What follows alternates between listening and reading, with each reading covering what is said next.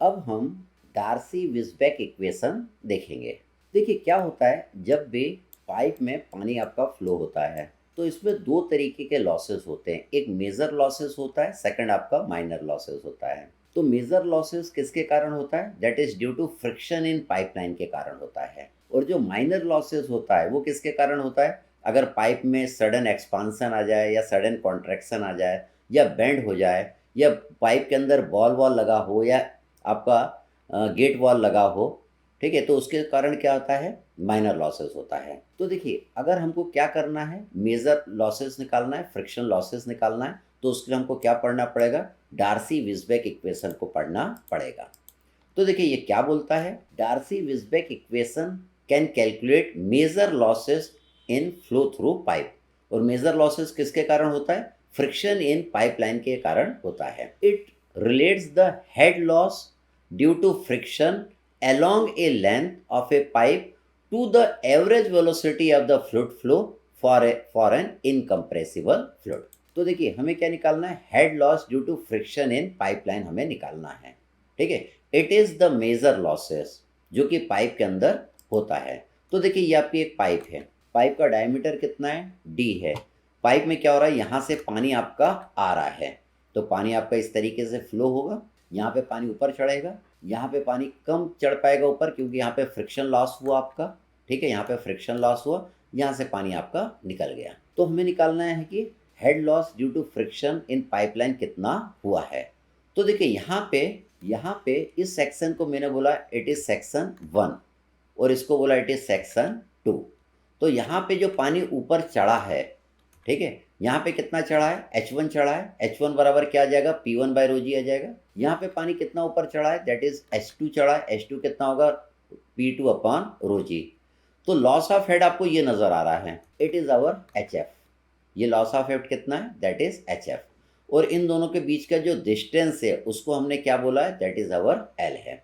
ठीक है, हमें निकालना है कि head loss due to friction आपका कितना हो रहा है। यहाँ पे फ्रिक्शन है, उसके कारण ही ये क्या हो रहा है? हेड लॉस आपका हो रहा है। तो देखिए हम बर्नौलिस इक्वेशन लगाएंगे 1 और 2 पॉइंट पर।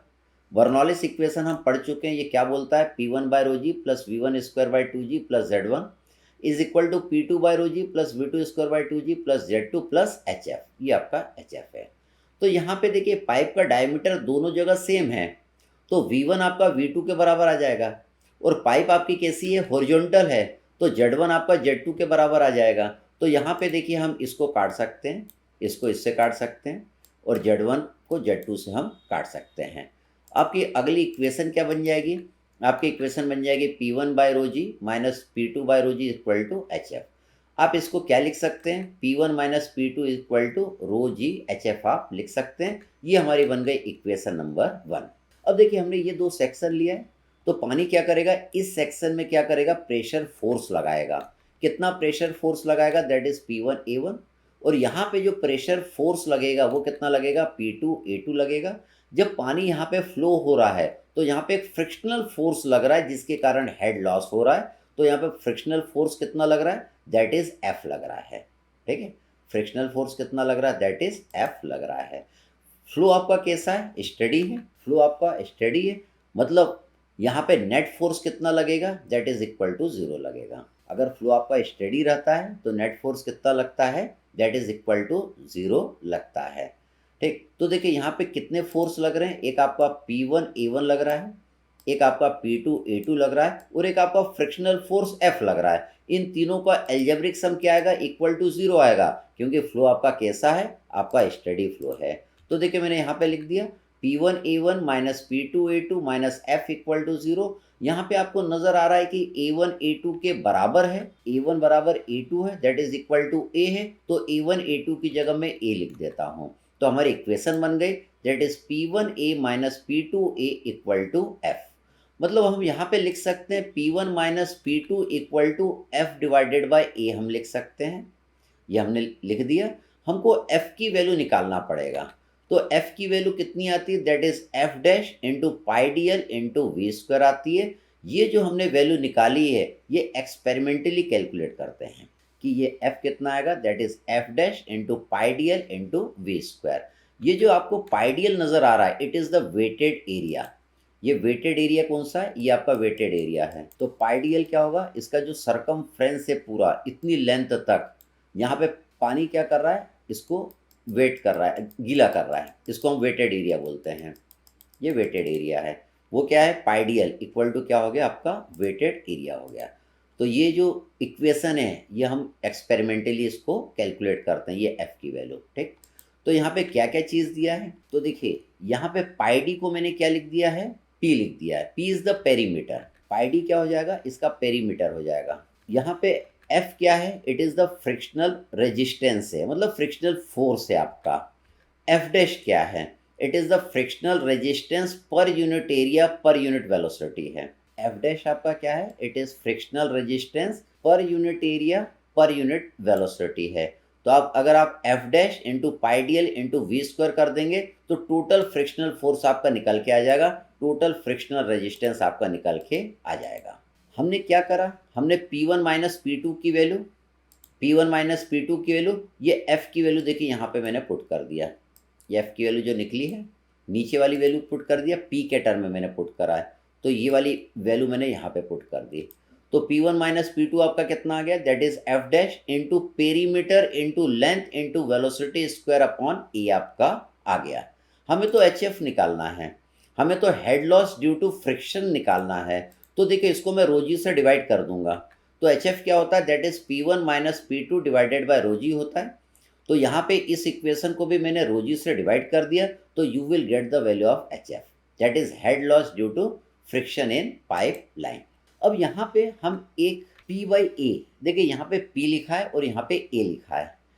P is the wetted area, जितने एरिया में पानी क्या करेगा, सरफेस को गीला करेगा, it is the wetted area, it is the cross sectional area. तो P ध्यान रखिएगा, it is the wetted perimeter. तो वेटेड पेरीमीटर इसमें कितना होगा, दैट इज पाई डी, ठीक है, पेरीमीटर हो गया। और एरिया क्या होगा, पाई बाई 4 डी स्क्वायर हो जाएगा। तो सर्कुलर पाइप के लिए पी बाई ए की वैल्यू कितनी आती है, दैट इज 4 बाई डी आती है। सर्कुलर पाइप के लिए पी बाई ए की वैल्यू कितनी आती है, दैट इज 4 बाई डी आती है। तो यहाँ पे देखिए पी बाई ए को मैं लिख सकता हूँ, पी बाई ए को मैंने यहाँ पे लिख दिया, दैट इज 4 बाई डी। तो यहाँ से पी को हटा दीजिए, यहाँ से ए को हटा दीजिए, क्योंकि इसकी जगह मैंने क्या लिख दिया, 4 बाई डी यहाँ पे मैंने लिख दिया है। तो एच एफ इक्वल टू क्या आ गया, that is 4 into F dash into L into we square upon rho G D आ गया। देखिए एक और एक्सपेरिमेंटल वैल्यू निकलती है, that is F dash upon rho is equal to F divided by 2 is a constant. ये constant आता है, ये भी एक्सपेरिमेंटली हम निकालते हैं। तो यहाँ पे ये जो एफ होता है, ये जो एफ होता है, ये आपका क्या होता है, फ्रिक्शन फैक्टर होता है। इसी को हम डार्सी फ्रिक्शन फैक्टर कहते हैं। तो इसके बारे में क्या जानकारी मालूम होना चाहिए, द फ्रिक्शन फैक्टर और coefficient of f is not a constant, ये कांस्टेंट नहीं होता है, and depend on the parameter of the pipe and the velocity of the fluid flow पे ये डिपेंड करता है। But it is known to be high accuracy within a certain flow regime. एक particular flow के लिए ये आपका क्या रहेगा, कांस्टेंट रहेगा। लेकिन ये किस पे डिपेंड करता है, ये पैरामीटर ऑफ द पाइप पे डिपेंड करता है और वेलोसिटी ऑफ फ्लो पे डिपेंड करता है। अगर पैरामीटर ऑफ द पाइप आपका क्या है, कांस्टेंट है, और वेलोसिटी ऑफ फ्लूइड फ्लो भी क्या है, कांस्टेंट है, तो उसके लिए एफ आपका क्या रहेगा, कांस्टेंट रहेगा। तो हम क्या करेंगे, ये जो एफ डैश है, एफ डैश अपॉन रो की जगह हम क्या लिख देंगे, ये एफ बाई 2 लिख देंगे। ये एफ क्या है आपका, ये फ्रिक्शन फैक्टर है, या डार्सी फ्रिक्शन फैक्टर हम इसको कहते हैं। तो देखिए एच एफ आ गया आपका, एच एफ का क्या फॉर्मूला आ गया, that is 4 into f into L into we square upon 2 GD। ये आपका आ गया head loss due to friction in pipeline. अब देखिए हम इसमें थोड़ा सा और आगे जोड़ेंगे।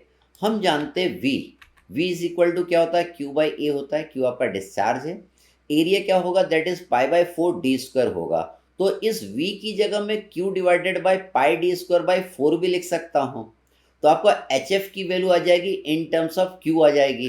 तो देखिए in order to get the head loss for a known discharge, अगर आपको डिस्चार्ज दिया हुआ है और कोई बोलेगा कि हेड लॉस आप निकालिए, तो V की जगह मैं क्या पुट कर दूंगा, Q divided by pi by 4 d square. यहाँ पे जब आप पुट कर देंगे तो you will get the value of h f h f आपका आएगा 32 into f into L into q square upon pi square g d to the power 5। तो ये फार्मूला भी हमें ध्यान रखना है, इसको भी ध्यान रखना है। कभी कभी डिस्चार्ज देता है और वो क्या पूछता है, हेड लॉस पूछता है ड्यू टू फ्रिक्शन, तो हम ये यूज़ कर लेंगे। केजी फार्मूला पढ़ेंगे, उसमें आपको ये सब याद रखना है। ये वाली इक्वेशन हमको ध्यान में रखना रहेगा, ये वाली इक्वेशन को भी हमको ध्यान में रखना रहेगा, तो उसका डेरिवेशन समझने में हमको दिक्कत नहीं जाएगी। इसमें हम क्या करते हैं, यहीं पे एक छोटा सा प्रॉब्लम देख लेते हैं इस वाले फॉर्मूले का यूज़ करके।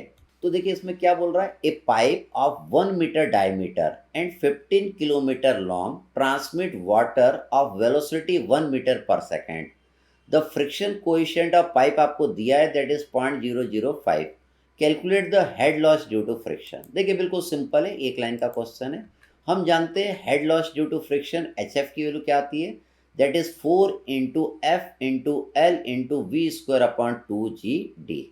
यहाँ पे देखिए ये हमने फार्मूले का यूज़ कर लिया। तो यहाँ पे देखिए सारी वैल्यू हमको दिया हुआ है। हमको यहाँ पे देखिए फ्रिक्शन कोएफिशिएंट की वैल्यू दिया है, दैट इज 0.005 दिया है। लेंथ ऑफ द पाइप दिया है 15 किलोमीटर, इसको मीटर लिख दिया। वेलोसिटी हमको दिया है 1 मीटर पर सेकंड, यहाँ पे लिख दिया। हमें देखिए 2 जी हम जानते हैं 9.81। डायमीटर ऑफ द पाइप हमको दिया हुआ है, दैट इज 1 मीटर। तो यहाँ पे क्या जाएगा, आपका head loss due to friction आ जाएगा। एच एफ की वैल्यू आपकी निकल के आ जाएगी। Thank you.